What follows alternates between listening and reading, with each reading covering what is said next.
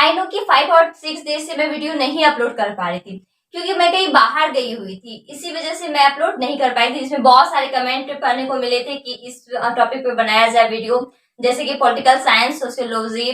तो बहुत सारे कमेंट्स थे, लेकिन मैं एबल ही नहीं थी बनाने की क्योंकि मैं कहीं बाहर गई हुई थी तो नहीं बना पाई। लेकिन आज से कंटिन्यू हमारा होगा, और जितने भी प्रीवियस छूट चुके हैं तो उसके लिए सॉरी।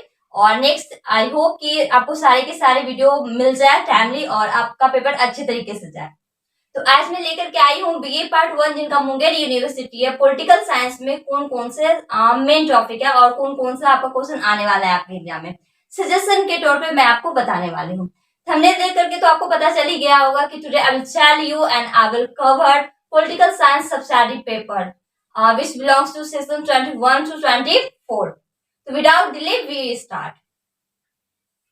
इसमें मैंने ना 6 क्वेश्चन कलेक्ट किया है, सॉरी 7 क्वेश्चन है, जिसमें कि आपको 7 में किसी 4 का आंसर देना होता है, 5 देना होता है। फर्स्ट आपका बहुत कॉमनली है जो कि आपका ऑब्जेक्टिव होगा। अब ऑब्जेक्टिव की तैयारी कैसे करेंगे? ऑब्जेक्टिव ये नहीं बताया जा सकता कि कौन क्वेश्चन आपके एग्जाम में आने वाला है। जी हाँ, क्योंकि ऑब्जेक्टिव में क्या होता है ना, 1-2 क्वेश्चन मिलता जुलता है लेकिन बाकी सारा चेंजेस रहता है। वो इसलिए क्योंकि अगर वो सारा मिलता जुलता ही पूछेगा बार बार तो बच्चा पास ही हो जाएगा ना, टॉपर ही कहा जाएगा। इसी वजह से पर ईयर वो चेंज करके क्वेश्चन पूछा जाता है। और ऑब्जेक्टिव को क्लियर करने का सबसे अच्छा तरीका है कि आपका जो भी गेस्ट पेपर आप यूज करते हैं, ज्यादातर तो हल्का गेस्ट पेपर ही चलता है, तो उसमें आपका सारा ऑब्जेक्टिव क्लियर किया गया है कि प्रीवियस ईयर कितने जितने सारे पूछे गए और जो जो इम्पोर्टेंट है वो सारा दिया गया। उन सारे से आप तैयारी कर लीजिए, बहुत अच्छा जाएगा आपका एग्जाम। इनफैक्ट ऑब्जेक्टिव बहुत अच्छा जाएगा अगर आप उस बेसिस पे तैयारी करते हैं। कुछ क्वेश्चन आंसर है जिसमें आपकी बुक में कुछ और दिया रहता है, दूसरे की बुक में कुछ और दिया रहता है, लेकिन जब आप उस पर गूगल पे सर्च करते हैं या फिर कहीं और भी सर्च करते हैं तो वहां से आपको आंसर मिल जाएगा कि राइट आंसर उसका क्या होगा। थोड़ा बहुत तो मेहनत करना ही बनता है। तो अब मैं बताती हूँ कि और जो 7 मैंने क्वेश्चन लिखा है वो लिखा है आपका, जो कि आपको 4 क्वेश्चन बनाने रहते हैं। टोटल आपको 5 सब्सिडारी पेपर में बनाने होते हैं, तो उस 5 में से 1 कंपलसरी होता है जो कि आपका ऑब्जेक्टिव होता है। ऑब्जेक्टिव कहाँ से प्रिपेयर करना है वो मैंने अभी बता दिया आपको। अब बचे 4 क्वेश्चन। 4 क्वेश्चन में मैंने 7 क्वेश्चन कलेक्ट किया जिसमें आपका 4 क्वेश्चन पूछा जाएगा। तो सबसे पहला जो क्वेश्चन है वो आपका है, अधिकार क्या है, इसके प्रकारों या कार्यों या सिद्धांत की विवेचना करें। पहला क्वेश्चन जरूरी नहीं कि मैंने पहला लिखा है तो पहला में आएगा, हो सकता है 4 में आए, 5 में आए, 6 में आए। तो पहले भी दिया जाएगा अधिकार क्या है, आपको बताना कि अधिकार होते क्या होते हैं, किसको कहा जाता है, क्या हमारी लाइफ में उसका यूजफुल है, वो हमारी लाइफ में क्यों आया, उसके प्रकार कितने टाइप्स के होते हैं, या तो उसके कार्य, उसके वर्क को बताना है, या फिर उसका सिद्धांत, आखिर क्या मोटो है उनका, उसके ऊपर बताना है। तो ये नॉर्मल चीज है जिसको क्या अगर आप एक बार पढ़ लेंगे ना तो वाकई आप दे सकते हैं, या बिना पढ़े भी इसका आंसर लिखा जा सकता है 5-6 पेज। नेक्स्ट है आपका संप्रभुता क्या है। संप्रभुता के संबंध में बहुदलीय सिद्धांत की आलोचनात्मक समीक्षा करें। मतलब संप्रभुता क्या होता है, इसके क्या कारण है, इसके क्या रीजन है, इसके क्या वर्क है, ये सारे के सारे आंसर आपको डिफाइन करना होगा इस क्वेश्चन के आंसर में। नेक्स्ट है राज्य की उत्पत्ति के विकासवादी, मतलब राज्य का जो उत्पत्ति हुआ ना, स्टेट का जो बना उसका विकासवादी या तो ऐतिहासिक सिद्धांत की आलोचनात्मक समीक्षा करें। अब आप दोनों को मत लिख लीजिएगा, या तो विकासवादी या तो ऐतिहासिक सिद्धांत की विवेचना करना है, तो इन दोनों पे किसी एक पे आपको बनाना है।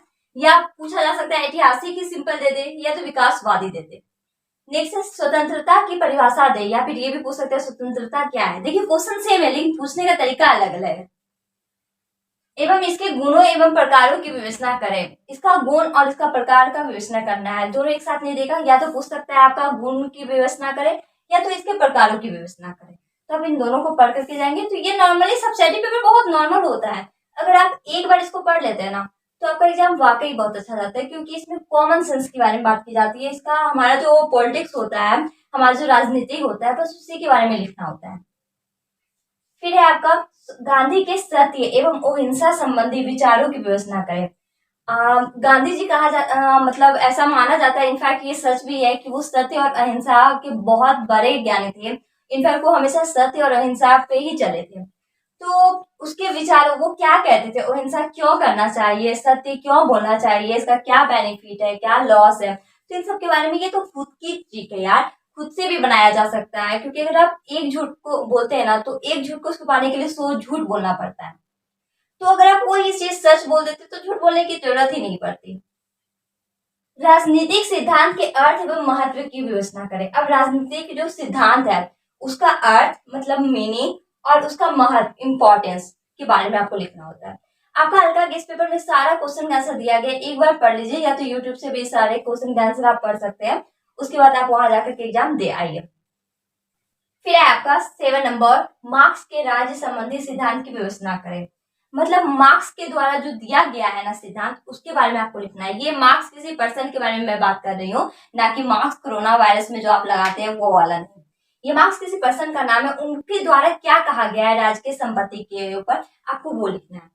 तो ये सारे मेन क्वेश्चन है जो कि बहुत ज्यादा 99% चांसेस है आने को, क्योंकि 100 तो नहीं कहा जा सकता, इसलिए नहीं क्योंकि आई एम नॉट एग्जामिनर, मैं एग्जामिनर नहीं हूँ, और टोटल के टोटल क्वेश्चन ऑब्वियसली है कि नहीं फंसते, लेकिन चांसेस ज्यादा रहते हैं कि आप इसके अकॉर्डिंग तैयारी कीजिए, ये तैयारी कर लीजिए। मोस्ट इंपॉर्टेंट हो सकता है इसमें 2 क्वेश्चन आए, 4 क्वेश्चन आए, या तो 3 क्वेश्चन आए, तो ये कंफर्म नहीं कहा जा सकता, पर ज्यादा चांसेस होते हैं कि ये इसी टाइप से क्वेश्चन पूछा जाता है। हर बार आया है तो इस बार भी आएगा, तो आपको इन सारे को प्रिपेयर कर लेना है, अलग से भी एक एक बार पढ़ाई करके चले जाना है, आपका एग्जाम बेस्ट जाएगा। आई होप कि आपका एग्जाम बहुत अच्छा जाए और आपको अच्छे मार्क्स मिले।